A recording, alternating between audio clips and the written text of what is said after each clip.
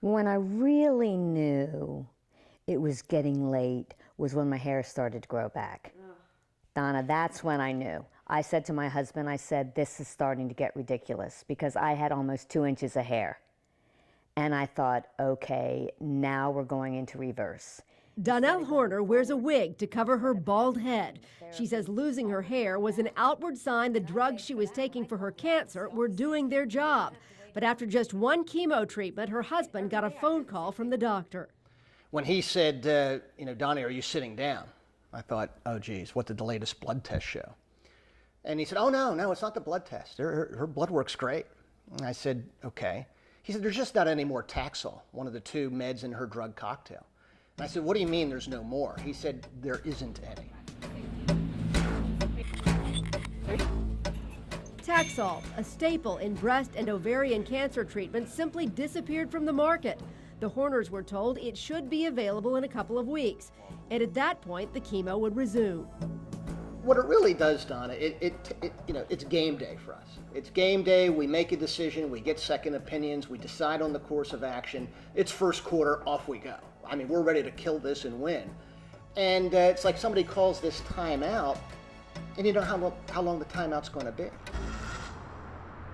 So, 2-3 weeks turns into a month turns into 6 weeks, 6 weeks turns into 8 weeks. Now that certainty you have that you're going to kill this and you're going to win, it instills doubt. And doubt's not to the benefit of any person, let alone a cancer patient. This can't be. How in the United States of America can we run out of a drug, something like chemotherapy, when you are a cancer patient, when that's all you've got? How indeed? It's a question that Congress has begun investigating, and the answers aren't easy. This problem is really important. I kind of characterize it as I think it's kind of a tsunami of medical risk. But Dr. Lawrence Solberg of the Mayo Clinic recently testified before a congressional committee about the shortages. He says 210 drugs were short this year, a record, and he believes that tsunami is building. At least 15 deaths nationwide have been blamed on the shortages, and scientific research into potential cures upended. they've estimated that over 100 clinical trials have had to be slowed down or altered because of the national lack of availability of some of these drugs. So what's causing the problem? Horner says, follow the money. What I found striking was that Taxol in July was $55 a vial. And Taxol, now that it's available, is $655 a vial. So the price is more than multiplied by a factor of 10, and now it's suddenly available. So one can't help but doubt, was this a real shortage, or was it contrived to stimulate excessive demand?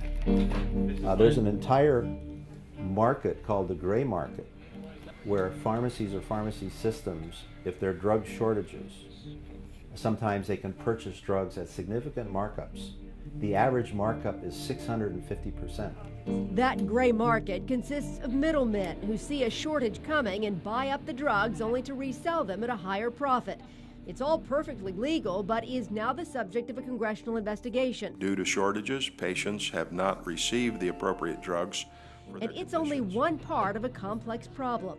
As for the Horners, By 6 and 7 weeks, we're thinking of flying to Mexico. Taxol finally became available 2 months after they were told it should only be a couple of weeks. And Donnell is once again receiving her chemo, but she wants answers. Congress needs to step up and make sure they realize what the shortage is truly all about. What it's truly all about. And she wants to know not just for herself, but for the thousands of cancer patients out there who are still waiting. I still say prayers for them every day, because I know there are cancer patients out there now missing their chemo treatments, and they can't afford to. Not even one. And they've missed several. It is awful.